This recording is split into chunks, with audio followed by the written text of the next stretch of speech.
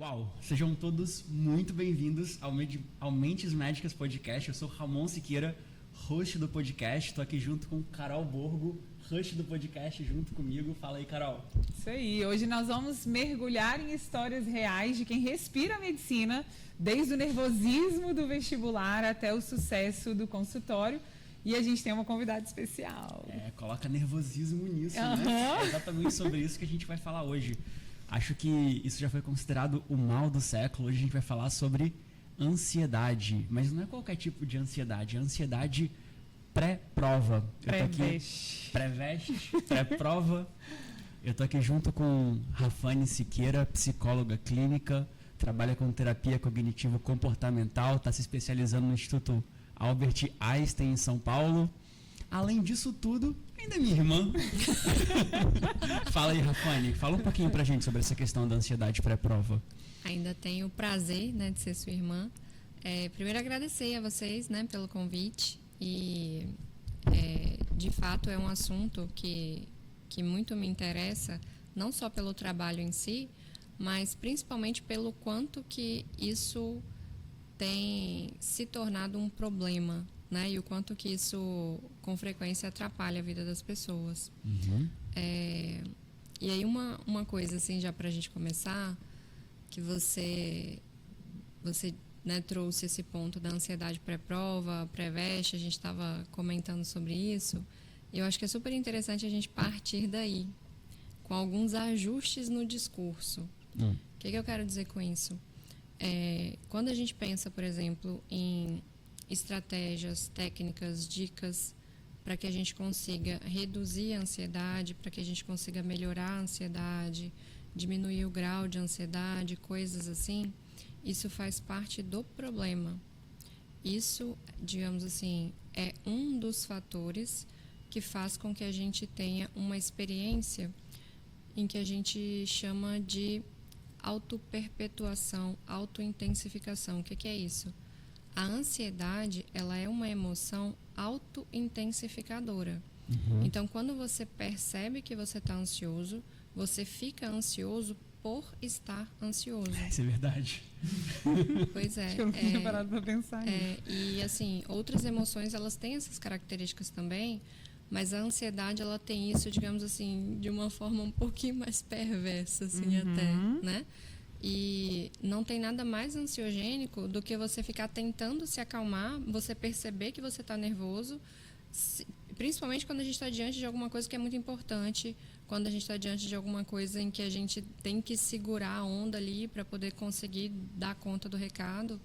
E eu vivo muito isso, com os meus pacientes que são vestibulantes também, outros pacientes que são concurseiros, que têm experiências muito parecidas, em que é curioso isso, assim, as pessoas, o senso comum, a família, com frequência dizem para os alunos: sua ansiedade está te atrapalhando, você está indo muito bem, mas a ansiedade é uma coisa que está jogando contra. Como se tivesse um botão que você aperta e desliga, né? Exatamente, assim. Então, imagina você tá na pele dessa pessoa. Eu tô passando por esse negócio. Vestibular é um processo extremamente ansiogênico, ou seja, gerador de ansiedade, super desconfortável.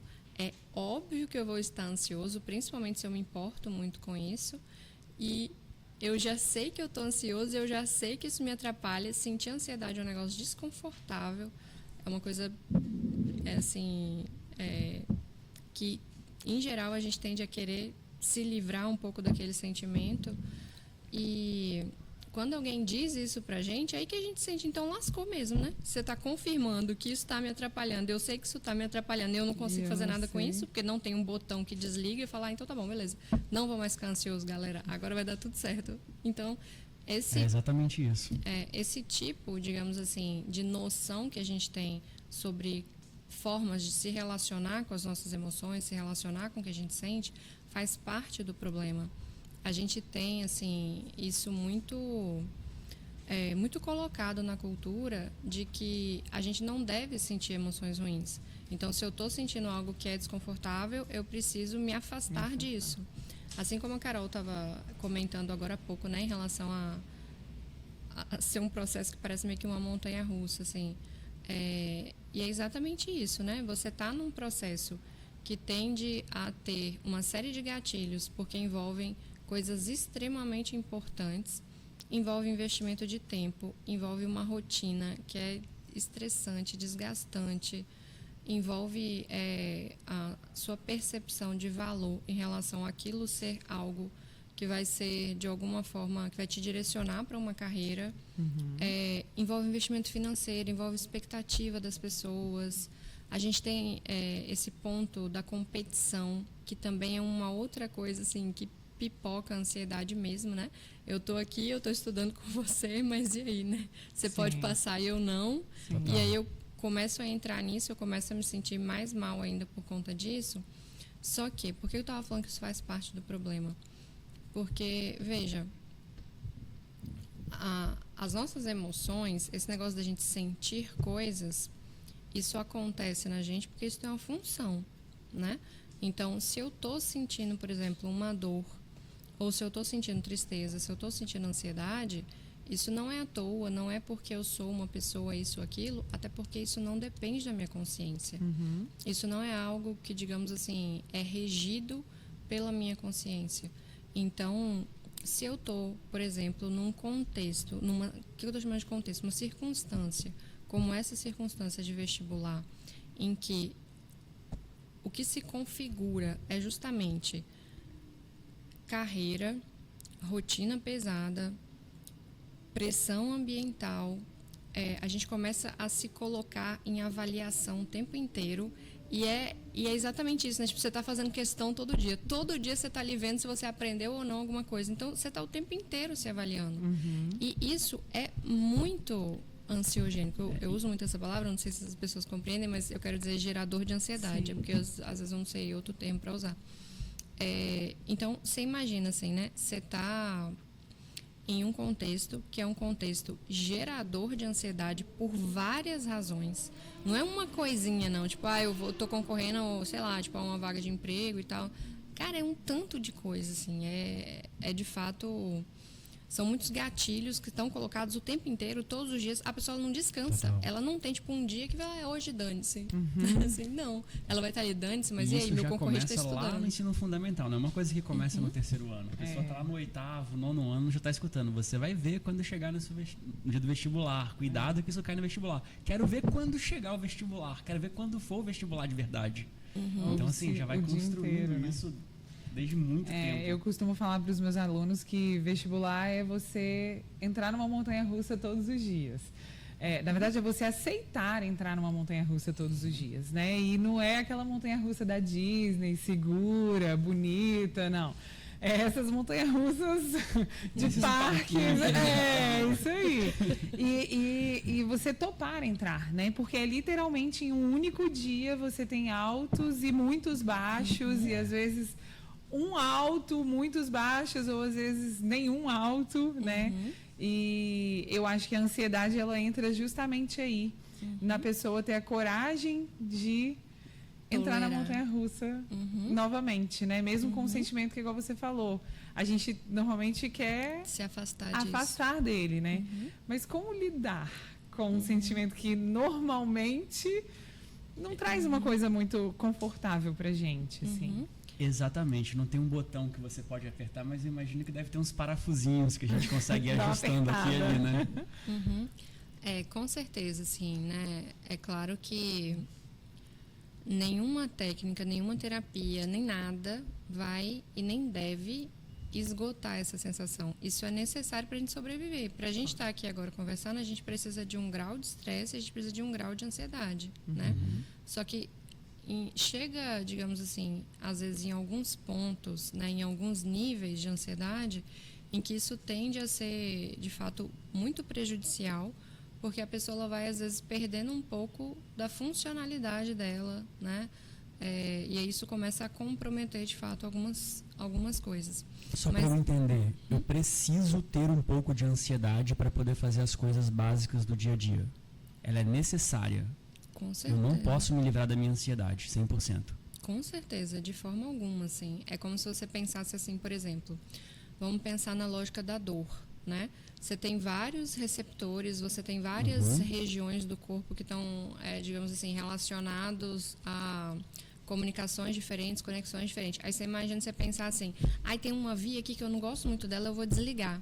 Você vai estar ferrado, assim, porque se você não sente dor ali, a chance de você ter um problema muito significativo, né? Por exemplo, pessoas que têm tetraplegia, paralisia, coisas assim, é muito frequente que elas percam a sensibilidade para dor em algumas regiões também. E é muito frequente que essas pessoas acabem, às vezes, falecendo mais cedo, porque elas não têm essa percepção da dor e, às vezes, quando vai procurar um tratamento, aquilo já está mais agravado, aquilo já é mais complicado. Então, quando a gente está falando das emoções, a gente está falando da mesma coisa. As nossas emoções, elas são sinalizadoras. Elas estão comunicando alguma coisa. Total. E se a gente, de alguma forma, digamos assim, quer não sentir algo, a gente fica desprotegido, assim, a gente fica totalmente desprotegido. Mas a gente tem que ficar funcional. Exato. Eu tive uma aluna, essa aluna me chamou muita atenção. Ela teve uma crise de ansiedade na hora da prova e foi tão forte, mas foi tão forte que ela entrou para dentro do carro dos pais e eu achei que ela fosse esperar da hora da prova para ela perder a prova, para ela não ter que entrar. E aí a própria faculdade se movimentou tentando trazer ela lá para dentro, né? Falando, eu preciso que você passe do portão. Eu preciso que você até tal hora, eu preciso que você passe do portão, porque se você entrar, a gente tem uma equipe aqui dentro de médico, psicólogo que vai te ajudar. Mas eu preciso que você passe. Para você ver, ela perdeu a funcionalidade. Ela estava em crise. Ela estava em crise. E ela teve isso por 2 vestibulares seguidos, só que no segundo, como já sabia, ela acabou falando com a faculdade antes, e a faculdade já criou um cerco, foi o Unesc, já criou um cerco para que ela tivesse um apoio, um suporte maior. Então, ela não precisou passar por toda a porta, ver todo mundo, ela já entrou lá por trás, já foi lá, já tinha uma equipe esperando ela e ela conseguiu ser aprovada. Mas na primeira vez, ela perdeu a funcionalidade, assim, ela não conseguia pensar. Eu acho que a única coisa que ela queria pensar era fugir. Então, era o deixa da hora que eu perdi a prova, né? Acho que era mais ou menos assim o sentimento. Sim. Esse exemplo que você deu é excelente, por quê? Porque a gente está falando exatamente de uma situação que está num limite, né? Que está, digamos assim, uma situação tão crítica em que ali realmente a gente tem que pensar numa intervenção, digamos assim, mais agressiva, para que a gente consiga reduzir um pouco esse nível de ansiedade, para que a pessoa consiga fazer alguma coisa, né? Só que veja, assim, eu acho que é importante até a gente pensar assim uma certa gradação para isso, porque aí a gente consegue, né, até para as pessoas que estão assistindo, assim, elas vão conseguir talvez se avaliar um pouco e se posicionar um pouco melhor em relação a como elas se sentem, em que nível elas chegam, até que momento que ela dá conta, para a gente poder pensar em quais são as estratégias mais apropriadas para isso. Por exemplo, nessa situação que você trouxe, é uma situação em que, cara, já está, digamos assim, está muito comprometido. Então, qualquer pouquinho que a gente consegue baixar essa ansiedade, que essa pessoa consegue se movimentar um pouco mais, que ela consegue tentar, a gente já está ganhando. Então, nessas circunstâncias, é interessante que a gente lance mão de uma série de técnicas mesmo que a gente tem, para a gente poder conseguir reduzir, de fato, esse nível de ansiedade, para a pessoa poder conseguir fazer alguma coisa. Nessas circunstâncias, o que eu acho mais interessante da gente trabalhar é principalmente quando a gente usa técnicas para intervir na fisiologia da emoção. Essas técnicas SOS, para essas situações mais críticas, a gente tem, digamos assim, tipos diferentes. Por exemplo, a gente tem algumas técnicas que trabalham mais com os pensamentos, né? Que a gente chama de mais cognitivas. Então, para você, digamos assim, pensar determinadas coisas, reformular determinados pensamentos, para você levar a atenção um pouco mais para o externo e não tanto para o interno. Tem uma série de estratégias que são cognitivas, mais comportamentais também, só que tem algumas técnicas em que a gente consegue, digamos assim, uma redução um pouco mais rápido da crise, justamente para que a gente consiga tirar a pessoa dessa situação. Então, essas técnicas que você está falando são técnicas a ser trabalhada ao longo de várias sessões de terapia ou técnicas que a pessoa consegue aplicar ali no momento em loco e reduzir a ansiedade? Isso. Nessa situação crítica, dessa forma em que a pessoa está, tipo assim, paralisada ali mesmo, tomada por ansiedade, a gente pensa justamente em técnica SOS, que é ali papou mesmo. Independe de treinamento ou qualquer coisa assim. Por isso que a gente fala que são técnicas para a gente intervir na fisiologia da emoção, porque você não precisa de uma habilidade para você poder conseguir ter esse resultado. Eu poderia ter feito alguma coisa, é isso? Mais ou menos isso? Ou um profissional mesmo? Não, é qualquer pessoa que tenha essas informações, assim, de algumas dessas coisas que sejam úteis, né? A pessoa em si, ou quem estiver por perto, você não precisa ser nem um pouco especialista ou qualquer coisa assim. Às vezes o que é contraindicado é a pessoa, às vezes, tentar, tipo, conversar e começar a falar um tanto de coisa que piora, que é o né? que geralmente acontece. Que é o que geralmente acontece. Mas tem algumas técnicas em que a gente não precisa de nenhuma habilidade para isso, né? Como, por exemplo, você mudar rapidamente a temperatura corporal de alguma forma. Isso é uma das coisas que eu mais gosto.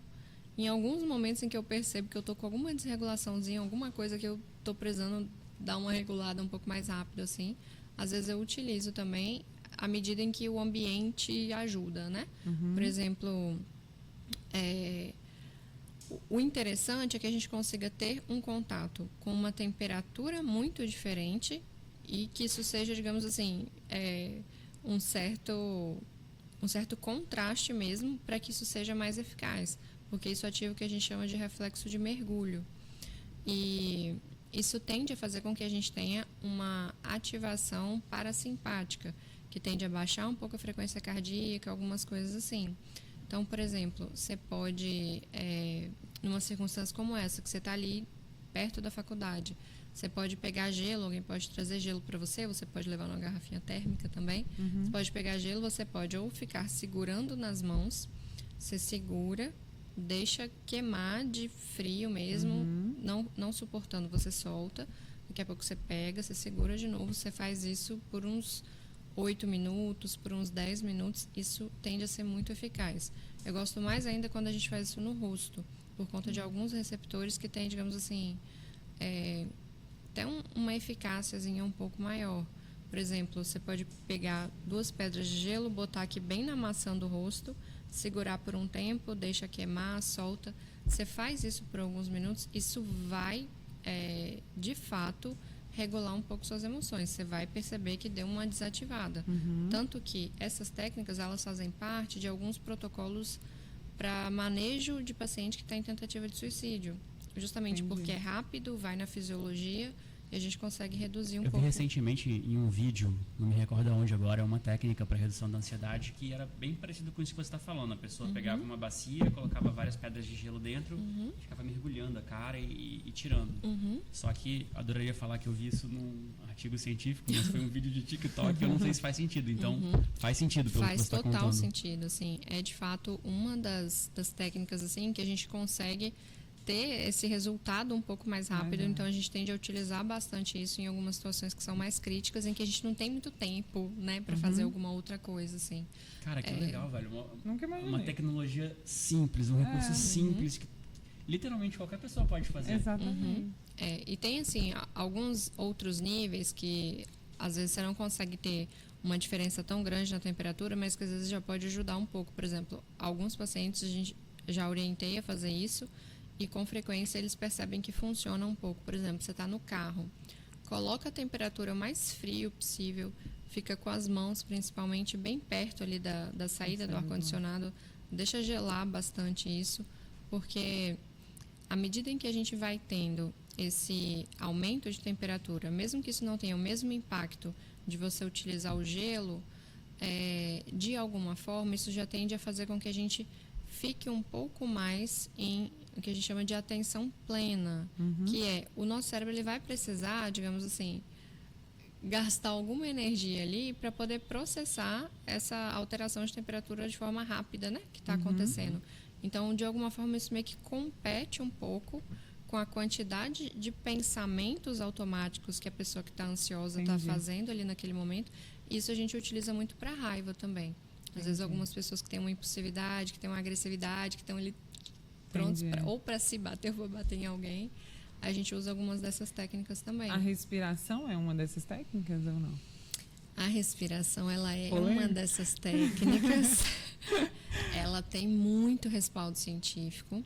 É uma técnica muito interessante, mas eu particularmente não sou muito fã dessa técnica, justamente porque eu acho que é uma das técnicas em que a gente mais tem o efeito da ansiedade se auto-intensificar.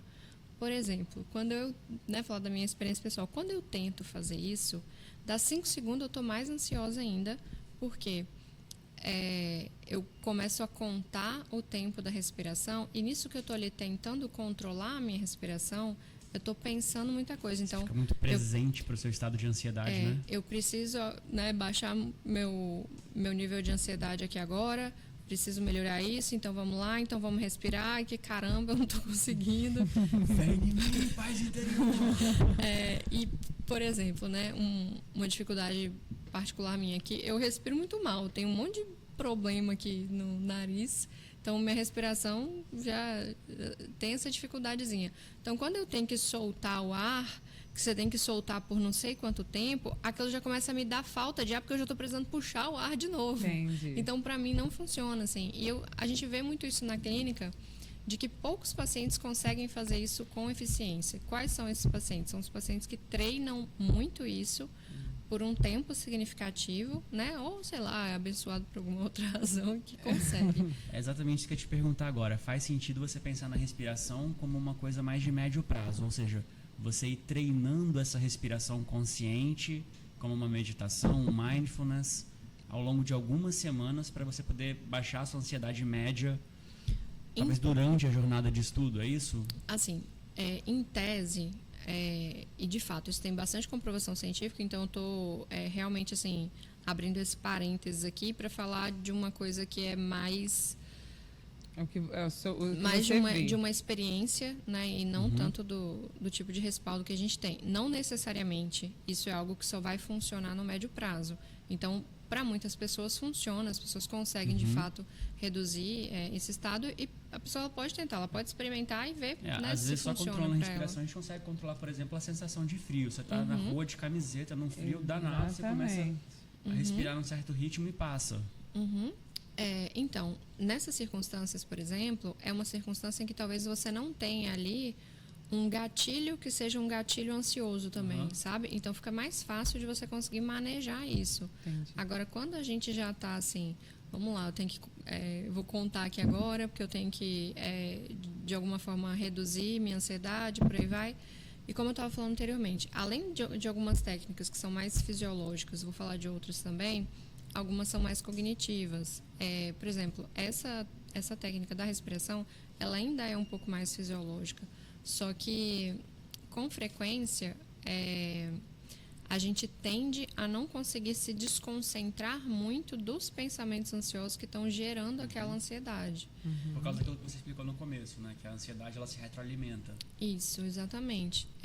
E algumas outras técnicas cognitivas, que eu também tenho muito pé atrás com várias delas, que é justamente por isso, assim, você tentar não ficar ansioso provavelmente vai aumentar a sua ansiedade. Então, tem algumas técnicas cognitivas que elas não funcionam muito bem, Não é que não funcionam, enfim, elas têm respaldo científico também, mas em termos assim de preferência de caminho, numa situação de crise, eu prefiro ir pelo caminho das intervenções mais fisiológicas do que, por exemplo, para algumas outras, como a gente tem algumas técnicas assim, que a gente chama de 5, 4, 3, 2, 1.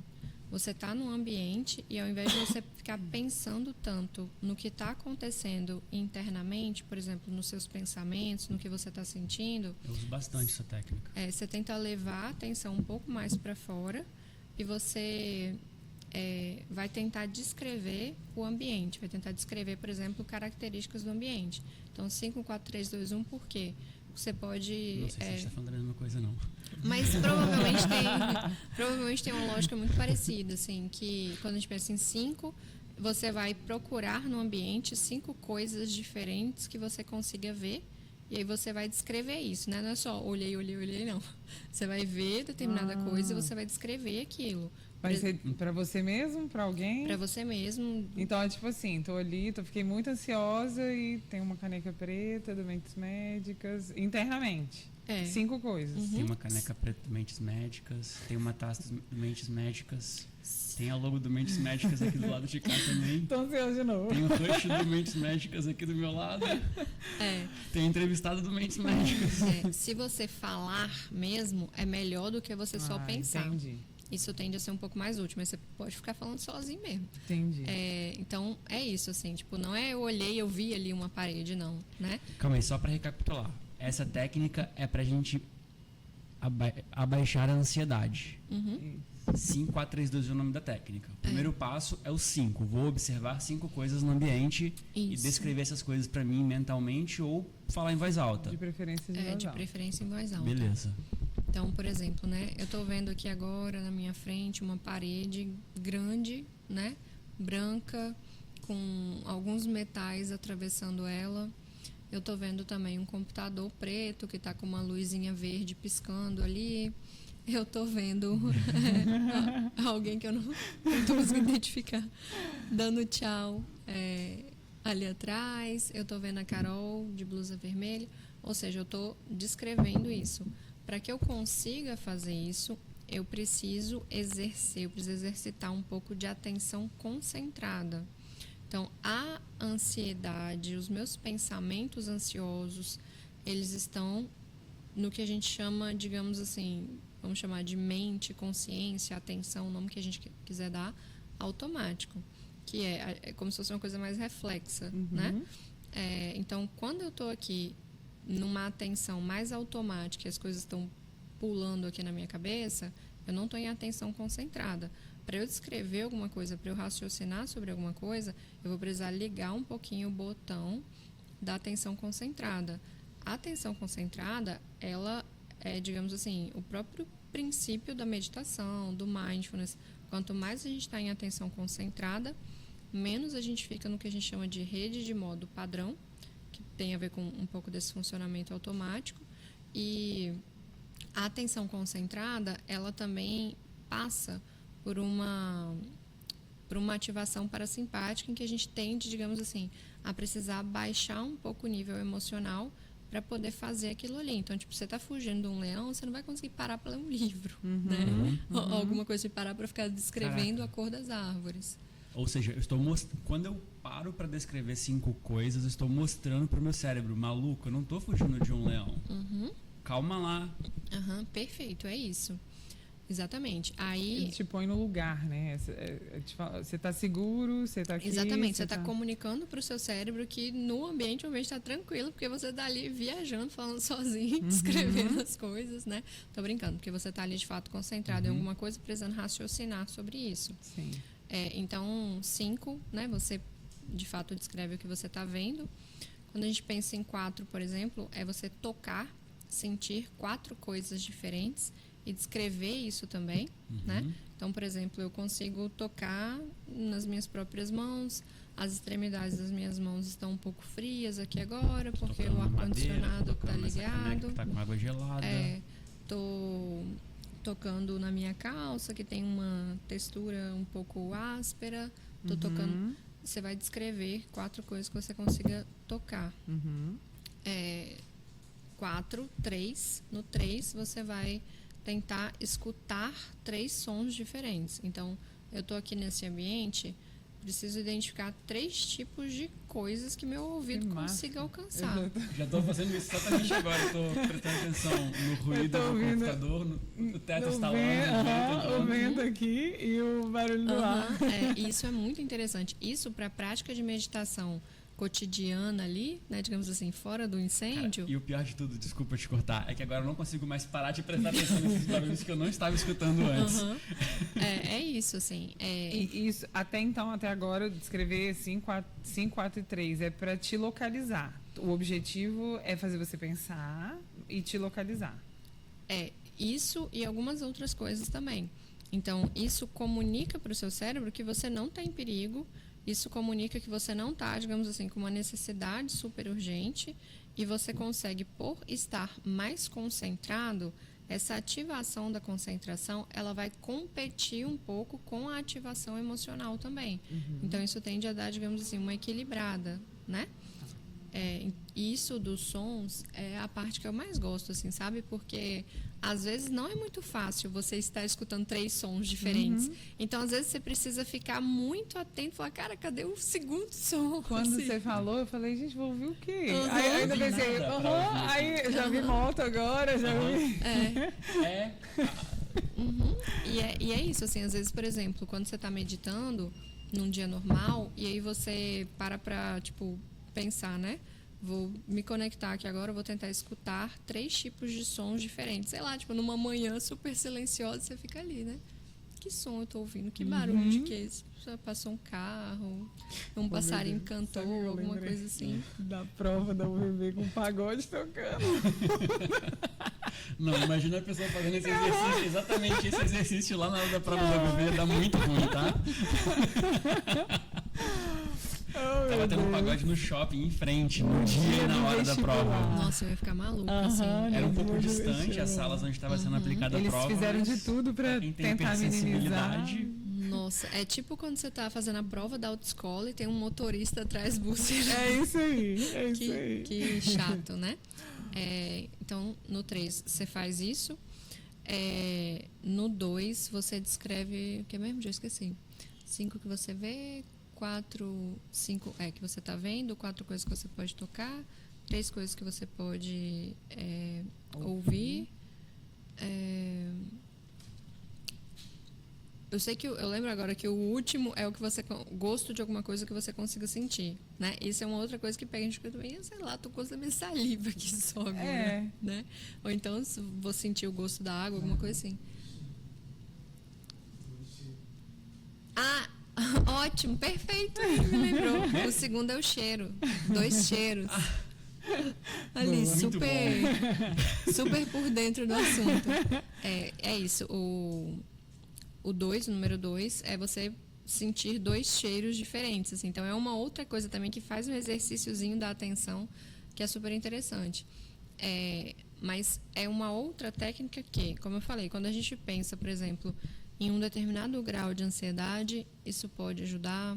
Quando a gente pensa em uma pessoa que já treinou um pouco isso, ou seja, esse músculo dela de atenção plena, né? Desse exercício já está um pouco mais hipertrofiado, provavelmente essa pessoa vai ser mais bem sucedida em fazer isso.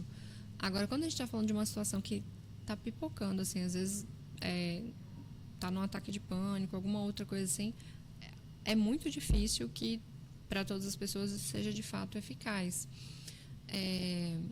Mas, obviamente, né, vale a pena tentar. Uma das coisas também que a gente utiliza, isso faz parte também dos protocolos, né, para transtorno do pânico, só que para uns graus menores também de ansiedade. Por exemplo, você está andando de carro, ou você está andando na rua, alguma coisa assim, se colocar a ler o que você vê. Então, eu tô vendo aqui agora a placa de uma loja que tem tal nome, está escrito não sei o que, moda masculina, e aí eu vou olhar aqui agora e tem uma placa de trânsito que está escrito tal coisa, e você vai começar a descrever tudo que você está vendo. Então, tipo, estou vendo a placa do carro, tal coisa. Isso, digamos assim, tem a mesma lógica, né, dessa outra técnica que a gente estava... Parece com o item 5 lá, né? 5 da... descrever isso. 5 coisas. O que você... Foi mal. Não, vai lá, manda bala. O que você faria de todas as técnicas, assim, não seria uma crise de ansiedade, mas aquela ansiedade normal que o vestibulando normalmente sente, assim, na hora da prova. Entrei na sala, tô com aquela... Não sendo uma crise de ansiedade, assim. Você faria o 5, 4, 3, 2, 1 ou você pensaria em uma outra coisa? Só para poder dar um contorno aqui, a gente está falando daquela crise que a pessoa está no momento que ela está enfrentando o leão ali, né? Ela vai fazer o vestibular, é o dia e a hora H, é isso, não é? Mas ainda assim uma crise, uma ansiedade controlada, e não uma crise de ansiedade. Não estou em crise, mas está angustiante. Isso aí. Eu acho que é a sensação que 90% dos alunos sentem, né? Para ir fazer a prova. Ótima pergunta, assim. E aí é onde eu acho que mais tenho, digamos assim, considerações a fazer. Quando você pergunta, por exemplo, o que eu faria? com certeza, assim, que é o que eu mais pratico e é o que eu acho que quanto mais eu estudo sobre isso, quanto mais eu pratico, quanto mais eu ajudo os pacientes a fazer, eu falo, meu Deus, que negócio maravilhoso. Que é absolutamente simples. Mas pensa numa coisa simples mesmo, assim. É R$0, muito fácil de você fazer. Só que isso é algo que, digamos assim, precisa de um pouquinho de treino, né? É você aprender a observar o que a gente chama de eventos internos, que é, por exemplo, meus pensamentos, né, estão acontecendo, é um acontecimento que está passando aqui agora na minha cabeça. O que eu estou sentindo é um evento, né, é um acontecimento que está acontecendo no meu corpo aqui agora. Por quê? E é impressionante, assim, como que às vezes a gente pensa nisso e a gente meio que às vezes subestima ou desdenha um pouco de como isso pode ser eficaz. Mas quando você sai, por exemplo, de um estado de consciência em que você está mergulhado nos seus pensamentos ansiosos e você começa a tentar tomar perspectiva, que é esse exercício de, pera lá, o que eu estou pensando? Percebi que tem um negócio acontecendo aqui, não estou gostando do que está acontecendo, o que eu estou sentindo? Estou sentindo ansiedade. Inclusive, às vezes tem alguns pacientes que falam assim, eu sou muito ansioso, eu sou muito ansiosa. Eu sempre falo isso assim, ansiedade não é traço de personalidade, então você não é ansioso, né? Você está ansioso agora, você está sentindo ansiedade, você está sentindo uma emoção. E isso pode parecer um pouco clichê, mas quando você pega essa lógica, você consegue praticar isso com um pouco mais de eficiência, porque você entende que não é um tsunami, não é um fim do mundo, é uma sensação que está acontecendo no meu corpo, é uma emoção que está acontecendo no meu corpo, né? Então, um parêntese para uma outra coisa que eu sempre falo também, é que quando a gente pensa, né, por exemplo, em você estar sentindo um desconforto em relação ao que está acontecendo ali, seja uma tristeza, seja uma ansiedade ou alguma outra coisa assim, a gente, digamos assim, tende a achar que aquilo não deveria estar acontecendo. A gente, de alguma forma, principalmente, por exemplo, numa situação como essa de vestibular, a gente vai tender a pensar o quê? Caramba, estou ansioso, isso vai me ferrar, não vou conseguir pensar, não vou conseguir me organizar aqui, vai acontecer tal coisa, né? E por aí vai. Você está partindo do pressuposto que você não devia sentir aquilo. É engraçado que os gatilhos do dia e da hora do vestibular, eles são tão fortes que em 2018 eu fui fazer o Enem e eu não precisava fazer o Enem, eu só fui lá fazer o Enem porque eu queria fazer a prova de matemática na hora que a prova estava rolando lá para sair da prova e fazer uma live resolvendo as questões, porque eu já teria resolvido as questões durante a prova. Só que como eu já estava fazendo o Enem, eu fui fazer todas as outras provas para valer, assim, para poder testar o meu conhecimento. Isso que é um professor. E ninguém sabia que eu estava indo fazer aquela prova. Minha mãe não sabia, meu pai não sabia, ninguém sabia. Ou seja, eu podia ir lá escrever na redação uma receita de miojo, entregar, que estava tudo bem. Eu não ia ser crucificado por causa disso. Julgado. Só que na hora que eu estava chegando perto da escola, que eu comecei a ver aqueles portões, aquela galera, todo mundo entrando em filinha ali, aquele clima, meu coração começou a acelerar, sabe? Disparou, a minha mão começou a tremer. Mesmo eu sabendo que eu não estava em nenhum perigo real, e a sensação é exatamente essa. Isso não devia estar acontecendo.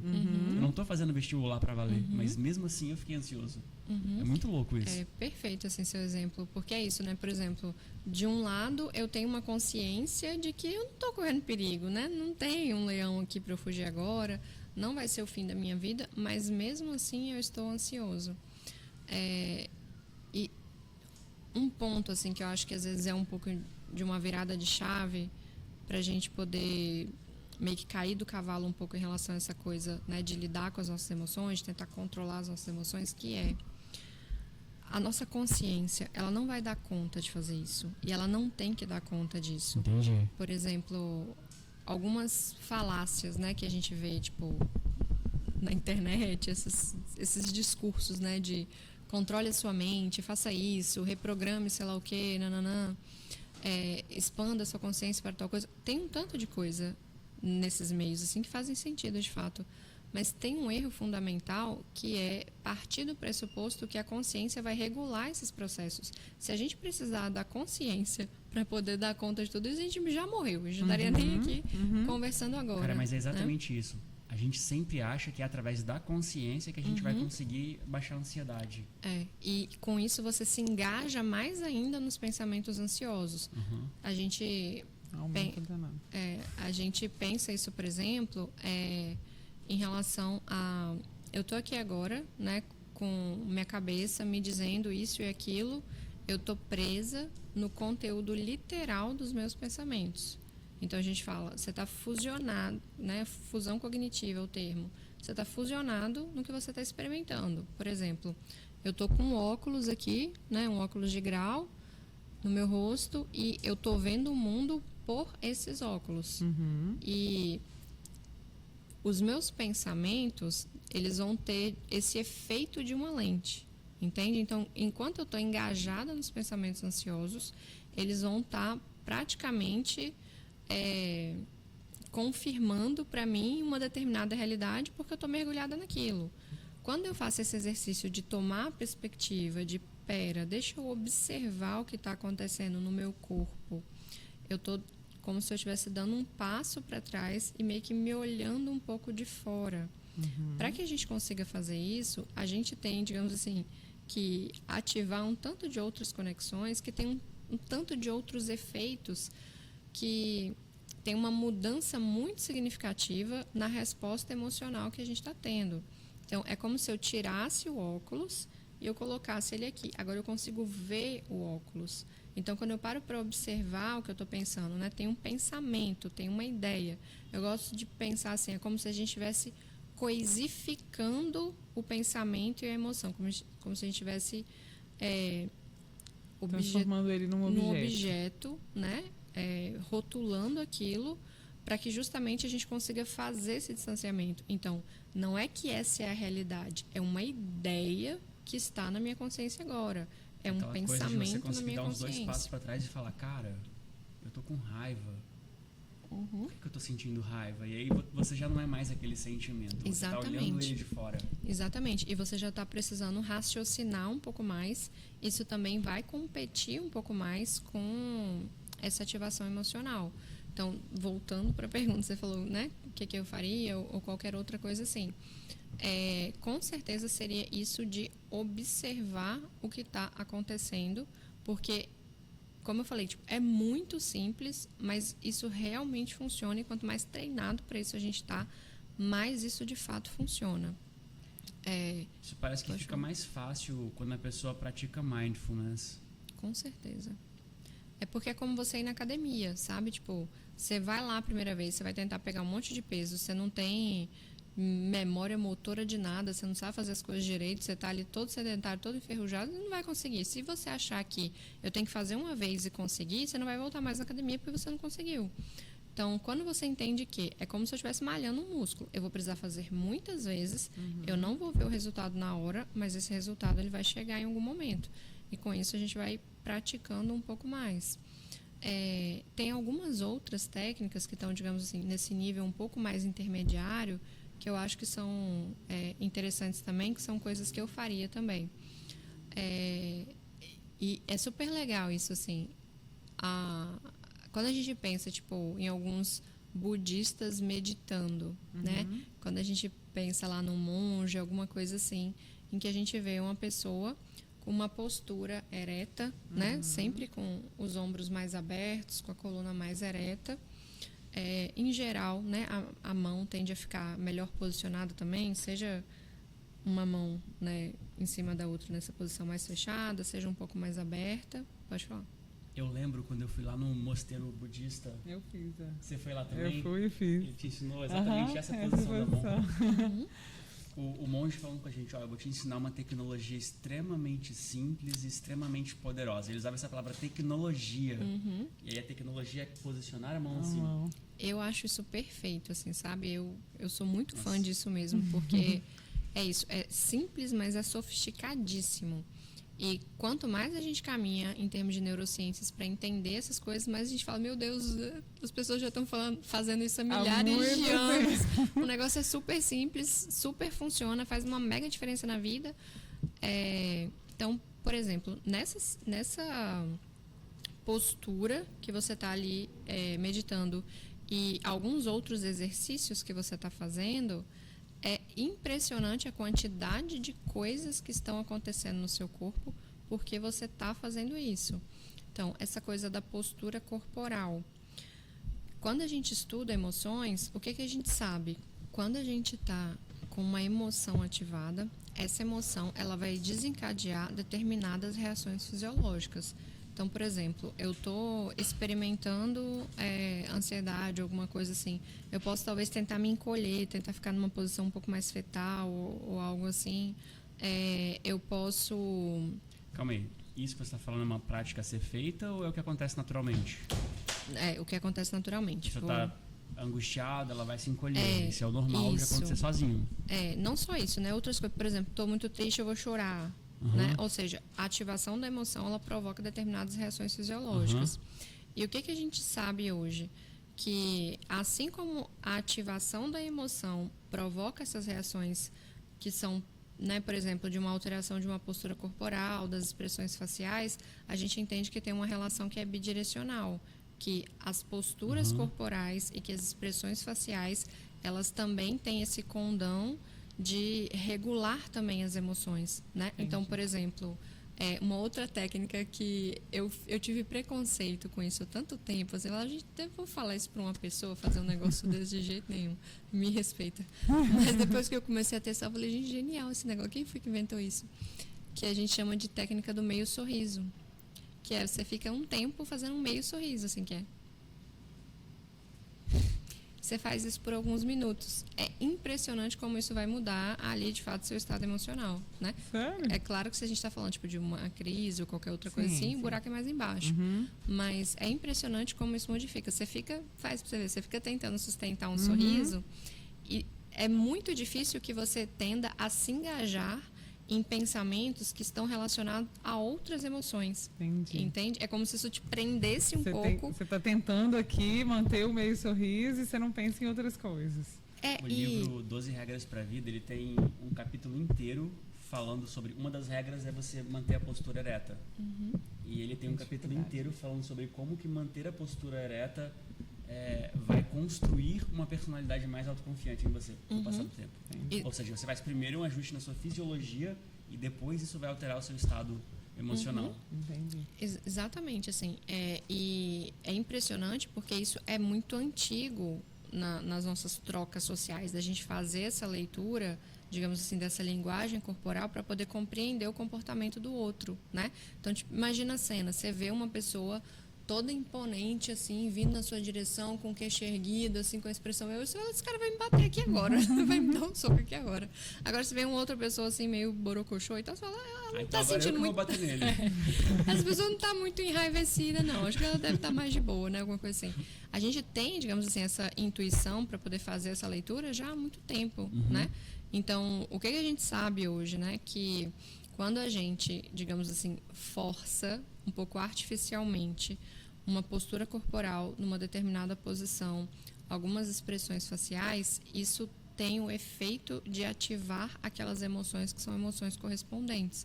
Então, por exemplo, se você está com uma ansiedade média ali, talvez, e você muda tipo, você deita como se você estivesse de férias na praia, pensando em nada, com as mãos atrás da cabeça, tranquilão. Isso também tende a baixar um pouco os níveis de ansiedade. Forçar o meio sorriso também, tipo, você ficar fazendo esse meio sorriso por um tempo, assim, é uma experiência interessante, assim, sabe? Façam isso. Pra ver um pouco, tipo assim, dá vontade de rir, assim, sabe? É meio provocador, assim. E não perdi o que eu tava falando. Uma coisa que eu sempre faço, há muito tempo já, e eu quase sempre faço mesmo, antes de entrar numa aula ao vivo, é escutar música muito alta. Tem algumas músicas específicas, são sempre as mesmas músicas. Geralmente é alguma coisa ou do Guns, ou do Nirvana, ou do Red Hot. Te deixa mais tranquilo. Na maior altura que eu posso, com fone de ouvido, claro, eu fico uns 5 minutos escutando isso. Aí isso me dá um up, e aí eu entra assim. Eu já sou o outra vibe no contrário. ambiente. Música alta me irrita. Sério? Não funcionaria pra você essa Acho que técnica? não. Assim, nunca tentei, mas eu acho que não. Tem disso de funciona para uns, para outros não, e tem que ir com tentando. certeza tem. Nós somos organismos muito diferentes, né? Então sempre as coisas variam, sim. Por exemplo, uma pessoa que tem muita sensibilidade sensorial, que tende a se sentir muito estimulada com esse volume, né? Por exemplo, de som mesmo de alguma coisa. Isso pode fazer com que os pensamentos fiquem talvez mais agitados, com que fique um pouco mais irritada por conta dessa sensibilidade. Mas numa outra circunstância, por exemplo, em que a gente fala, sei lá, tipo, é uma música que a pessoa gosta muito e naquele momento especificamente aquilo está, né, trazendo algum sentido para ela, vai funcionar. Mas para uma outra pessoa que quer, digamos assim, se sentir um pouco mais energizada e sente isso quando escuta determinadas músicas, isso vai Geralmente com essa funcionar. intenção que eu faço isso. Eu estava seguindo outra linha de raciocínio e aí eu não lembro mais onde eu parei. Mas estava falando isso, né, de como que eu lidaria, algumas coisas. Ah lá, lembrei, é a questão da meditação, né? Estava falando sobre, na verdade, não sobre a meditação em si, mas sobre alguns componentes disso. Então, isso da postura corporal que os monges, né, as pessoas que meditam, ficam, isso não é algo à toa e isso tem muito efeito para a regulação emocional naquele momento, para a diminuição da resposta de estresse também. E uma coisa que eu acho muito interessante é que todo mundo conhece assim, né? É aquele som que as pessoas ficam quando tá meditando, é até meio engraçado, a gente fica olhando assim, imaginando você fazendo aquilo. E depois que eu comecei a estudar sobre isso, eu falei, meu Deus, vou fazer muito esse negócio agora. Porque a quantidade de fato, digamos assim, de relevância fisiológica que isso tem é muito interessante. Quando você está fazendo esse som ele faz vibrar um pouco a garganta, as cordas vocais, né? Então, tipo, quando você faz isso, não é só como eu estar falando aqui agora. O movimento que isso faz aqui de vibração na garganta é diferente. E essa vibração na garganta, ela tende a estimular mais o nervo vago. E o nervo vago, ele está totalmente relacionado a essa ativação parasimpática que tende a regular as nossas emoções, diminuir a frequência cardíaca, e por aí vai. Então, isso de você ficar fazendo um tempo, esse movimento de vibração, às vezes não necessariamente esse mas você pode ficar imitando um zumbido também, em que você perceba que você está sentindo uma vibraçãozinha na garganta. Fazendo isso por um tempo, isso é muito eficaz para baixar os níveis de estresse, assim, principalmente. É muito frequente que a pessoa sinta uma sensação de calma depois de estar fazendo isso por alguns minutos. Cara, engraçado que a gente começou a conversa falando que não tem um botão que você aperta para baixar a ansiedade, mas na verdade tem muitos botões que tem você muitos aperta. parafusos. Tem muitos parafusos para ser apertado. Acho que é uma questão da pessoa estar disposta a realmente conhecer isso, conhecer essas técnicas, se conhecer, e é um processo de você construir essa habilidade, né? Você não vai chegar, anotar tudo isso no bloquinho de notas no dia do vestibular. Calma aí, deixa eu ver, vou usar o quê? Vou usar a técnica do A1 ou então vou usar 5, 4, 3, 2, 1? Acho que é uma coisa que a pessoa tem que aprender e ir praticando no dia a dia. Com certeza. Mas tem uma coisa assim, né? Quando a gente pensa, por exemplo, aprender essas coisas, praticar no dia a dia, então tem alguns botões que a gente consegue ligar de fato. Sabe uma coisa que impede muitas pessoas de fazerem isso? A própria ansiedade, a própria voz da ansiedade, que tende a ser muito autocrítica. Então a pessoa, ela já parte do pressuposto que isso não vai funcionar para ela, que ela não tem essas habilidades, que ela não vai conseguir, por aí vai. Você deveria dar uma chance para música. Você partiu do pressuposto que isso não vai funcionar para você sem testar. Pode ser, verdade. Mas isso, né, dessa questão da vibração das cordas vocais, você pode ficar imitando o som de um zumbido também, e você faz isso por um tempo. Eu estava falando da questão do meu receio não, assim, mas do meu julgamento da técnica da respiração. Agora, quando eu estou praticando dessa forma, é impressionante como que essa sincronização da respiração, ela fica muito mais fácil. E isso não faz com que eu tenha que ficar obedecendo um tempo, né, que a técnica me manda expirar, talvez, sendo que às vezes meu nariz já está entupido ali, eu já não estou conseguindo mais fazer.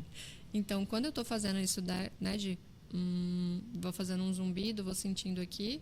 E aí, quando minha respiração, digamos, né, começou a um pouquinho de falta de ar, eu solto e volto de novo. Então, isso faz um compasso com a respiração, que eu acho que é muito interessante. E pelo fato da gente estar fazendo esse exercício que envolve, digamos assim, você estimular uma parte específica do corpo, isso é muito diferente de você estar ali com os seus pensamentos tentando controlar um pouco mais o seu compasso da respiração, sabe? Eu aposto que tem um monte de gente em casa agora assistindo esse episódio e fazendo zumbido quietinho aí. Porque eu tô com vontade de fazer aqui. Com certeza você tá com vontade de fazer. Aí, ó. Eu só não tô fazendo por causa do microfone. Escreve aqui nos comentários se tá acontecendo com você agora ou não. Muito bom. E eu super recomendo. Foi uma coisa que eu me surpreendi muito, assim, também, sabe? Eu ficava, sei lá, uns julgamentos, assim, coisa meio aleatória. Eu tenho muito preconceito com muitas técnicas, né? Isso do meio sorriso também. Eu falava, gente, jamais vou falar pro paciente fazer um negócio desse. Já sei. Parece uma bobeira, né? E isso também, você escuta as pessoas fazendo esses sons, mas pra quê, né? Qual é a necessidade? Mas, caramba, é surreal. Uma coisa que me acalma, e aí eu não sei se... Tem muito a ver com o que você falou, inclusive com o 5, 4, 3, 2, 1, mas é a questão do toque, de se encostar, né?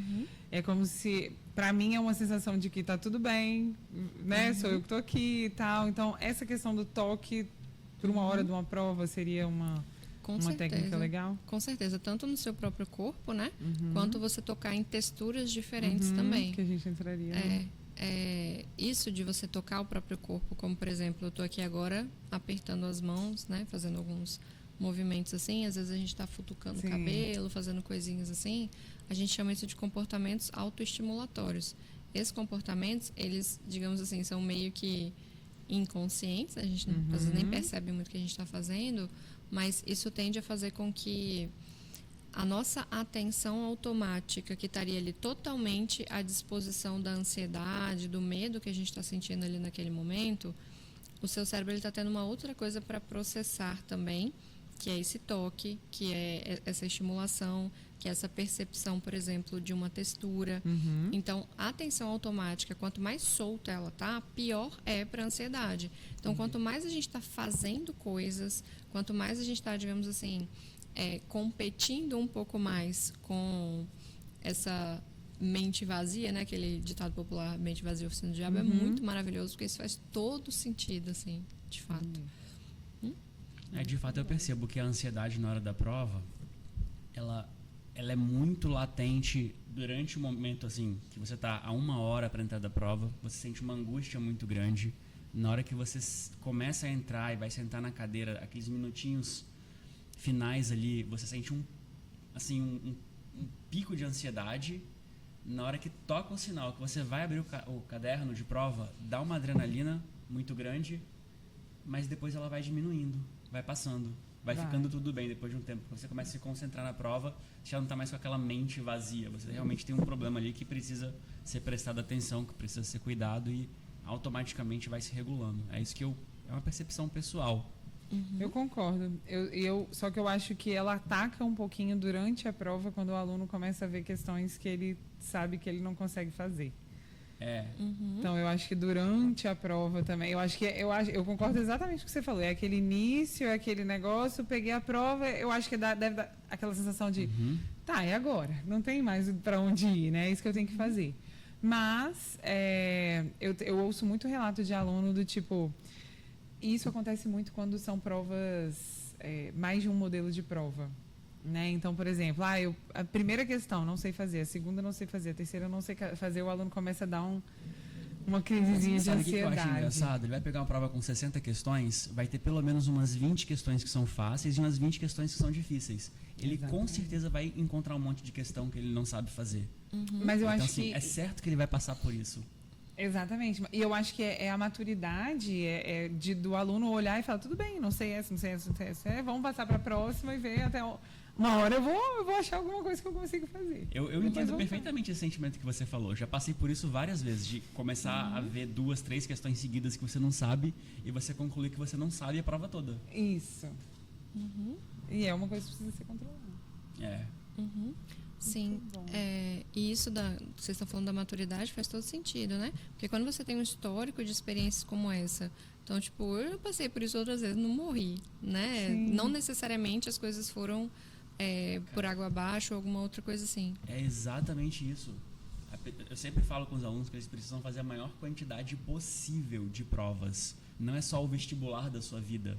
Se você pudesse matricular em 10 provas, se inscrever em 10 provas, vai lá e faz as 10. Eu falo Porque a mesma coisa. vai ser muito diferente quando você chegar na sua prova. Vai ser só mais uma prova e o seu cérebro sabe disso. Com Difícil é certeza. convencer ele se aquela for a única prova de fato que ele vai fazer no ano. Eu penso a mesma coisa. Com certeza. E só para finalizar o que você estava me perguntando, né, em relação ao que eu faria também, o que eram os níveis de ansiedade que eu queria falar? Quando a gente vai avaliar, por exemplo, a ansiedade de uma pessoa, o grau de ansiedade de uma pessoa, se a gente está tentando entender, se a gente está falando de um transtorno de ansiedade, uma coisa que passou muito do limite, né? Ou se a gente está falando de um nível de ansiedade que, digamos assim, né, não seja clinicamente problemático, não traga um prejuízo que seja significativo, olha que interessante. Para que a gente consiga preencher os critérios diagnósticos de transtornos de ansiedade, como, por exemplo, transtorno do pânico, um dos critérios diagnósticos que, digamos assim, ele é muito decisivo para a avaliação, está lá descrito no nosso manual, isso, né? Assim, o componente principal, quando a gente pensa na ansiedade, você fala assim, Carol, o que você acha que vai estar descrito como critérios ali para a gente poder dar um diagnóstico de um transtorno, por exemplo? A gente vai pensar, né, nesse componente da ansiedade, dos pensamentos ansiosos, de você sentir determinadas coisas, só que isso não é o que faz necessariamente com que sentir, experimentar essas coisas, ter essas experiências configure uma condição clínica. Por quê? Qual é o critério que configura isso? Quando a pessoa se engaja em comportamentos para evitar aquilo. Então, quando a gente pensa, por exemplo, num ataque de pânico, num transtorno de pânico, a questão não é estar sentindo aquilo, porque não necessariamente sentir aquilo seja mal adaptativo. Seu corpo ele não está tentando te sabotar. Não existe isso em termos de cérebro, né? Seu cérebro ele sempre está tentando resolver um problema. Senão a gente não consegue sobreviver. Então, se você está experimentando alguma coisa como aquela, isso faz parte da experiência humana. Você está num determinado contexto, aquele contexto pode, por alguma razão, provocar essas reações. Mesmo que isso seja muito baseado no que você pensa e não tanto nas questões ambientais. Só que o que é que faz com que isso comece a ser um problema e faz com que as pessoas passem a ter mais crise de ansiedade, passem a ter mais dificuldade, de fato, de conseguir conviver com a ansiedade. É quando elas começam a ter muitos comportamentos para evitar sentir a ansiedade. Então, por que eu estava falando, que eu comecei a falar sobre isso, né? Fechar falando sobre isso também. Quando a gente pensa nessas técnicas pré-prova, você imagina, a pessoa está ouvindo a gente agora, ela anotou, né, as dicas ali sobre algumas coisas que você pode fazer. Tá, então vou levar, né, essa listinha aqui para o dia do vestibular para poder fazer isso aqui. Eu estou partindo do pressuposto que eu vou ficar ansioso, que eu vou passar por isso e por aí vai. Então, até essas técnicas que são mais SOS, elas também têm esse componente de auto-intensificação. É muito louco isso. E quanto mais a gente acredita que a gente não devia estar sentindo aquilo, que tem algo de errado, eu não posso sentir ansiedade, eu não deveria estar sentindo isso aqui agora, isso é totalmente inadequado, é inapropriado, eu sou problemática, eu sou fraca, eu sou isso, sou aquilo, eu não consigo me regular e por aí vai. Quanto mais, digamos assim, a gente está tomado por isso e a gente está tentando evitar sentir isso, a gente, digamos assim, está muito propício a ser controlado por essa emoção, entende? Porque, por exemplo, eu estou me arrumando para vir para cá, para conversar com vocês, e aí minha cabeça começa... será que você vai conseguir ajudar mesmo? Assim, né? Porque você é tão prolixa, porque seu raciocínio é tão caótico, você é super digressiva, vai lá, vem cá, talvez as pessoas não vão conseguir fechar seu raciocínio, entender o que você está falando.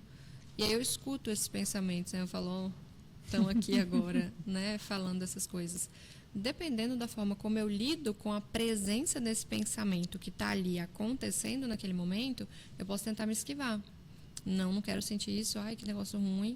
E não vou, tomara que dê errado, tomara que eles desmarquem, então faço alguma outra coisa assim. Momento de vulnerabilidade total. O que eu preciso ver aqui agora, digamos assim, por baixo do pano? Por que eu estou passando por essa situação? Por que eu estou nessa condição? Eu estou passando por isso aqui porque é importante para mim. Meu trabalho é importante para mim. Eu gosto de falar sobre isso. A gente ficaria aqui 8 horas falando, né? É muito valoroso para mim ter essa troca com as pessoas. Eu adoro passar essas informações. Se eu fico controlada pela ansiedade, eu me esquivo de viver coisas que são valorosas para mim. Então, quando a gente pensa, por exemplo, na situação de um vestibulando, eu não vou... Incrível. Achei também. É o mesmo raciocínio, né, para ele. O vestibulando, tipo, eu não vou fazer um simulado, eu não vou fazer tal coisa, eu não quero ver minha nota, ou seja, eu não quero me expor à presença dessa emoção, eu não quero ficar vulnerável para sentir essa emoção. Primeiro, a ansiedade não é, nunca foi perigosa, né? Ela não vai fazer você ter um ataque cardíaco ou qualquer outra coisa assim. Ela tem um teto, então você vai sentir, aquilo vai ter que baixar. Né? Então, quando você vai deixando de se expor, deixando de fazer outras coisas que, digamos assim, é o seu valor, assim, é o que você quer, é o que você ama, isso está nessa direção. Para você ir nessa direção, como o exemplo perfeito que você deu, você tem que ter coragem de todo dia entrar nessa montanha-russa, que é o quê? Para eu ir na direção e viver coisas que sejam significativas, eu vou precisar dar lugar para emoções difíceis. Eu vou precisar dar lugar para o desconforto, para que justamente o meu comportamento ele não esteja me afastando disso que é o meu objetivo, disso que eu quero conseguir de fato. Então, quando você está achando que você vai entrar nesse processo que é errado sentir ansiedade, que a ansiedade não vai te acompanhar ou não deveria te acompanhar ao longo de todo esse processo, você não consegue se relacionar dessa forma com a experiência. Entende que é, ok, estou sentindo, está incomodando. Eu até brinco às vezes... quando tô com alguns pensamentos, eu já entendi, fala com a minha mão aqui, né? Para mim mesma, e vou tentar colocar a minha atenção em uma outra coisa. Só que para isso a gente precisa entender que é isso, a gente é humano, a gente sente coisas e a gente sente desconforto. E quanto mais importante aquilo for, quanto mais você ama esse universo, quanto mais você quer aquilo, quanto mais isso tem, digamos assim, quanto mais isso é um ponto-chave na sua vida, você vai ficar ansioso. Mas a dor, ela está totalmente conectada com o propósito, né? Então, para viver essas coisas que são significativas de fato, a gente vai precisar tolerar a dor. E a ansiedade, ela precisa ser tolerada e não evitada. Cara, entender isso muda completamente o jogo, né? Não só para a pessoa que está escutando a gente agora, que está vivendo a dor do vestibular, mas para a gente mesmo, que temos as nossas próprias batalhas para poder enfrentar internas. Todos os dias, né? Cara, que legal, estou muito bom, muito feliz bom. de ter tido esse momento aqui, ter tido essa troca, foi muito enriquecedora, pode ter certeza disso. Obrigada por estar aqui, obrigada por ajudar os meninos nessa fase aí que é bem complexa. Obrigada. Imagina, eu que agradeço. Cara, olha só, a gente falou muito sobre como controlar a ansiedade no momento da prova, tá? Mas eu já quero marcar um próximo episódio pra gente poder falar sobre como controlar a ansiedade durante a jornada de estudos. Que acho que é muito importante também, né? Com o episódio certeza. realmente foi muito curto. Com certeza. Muito bom. Obrigada, pessoal. Espero que de fato tenha ajudado de alguma forma. E muito obrigada a vocês. Obrigada. Tá bom? Vamos finalizar? Vamos. Como é que a gente finaliza? Eu esqueci. Gente, muito obrigada. Obrigada pela companhia. Espero que vocês tenham gostado do nosso papo aí hoje. Não deixem de seguir, compartilhar, comentar aqui embaixo. E até o próximo. É isso aí. A gente se vê.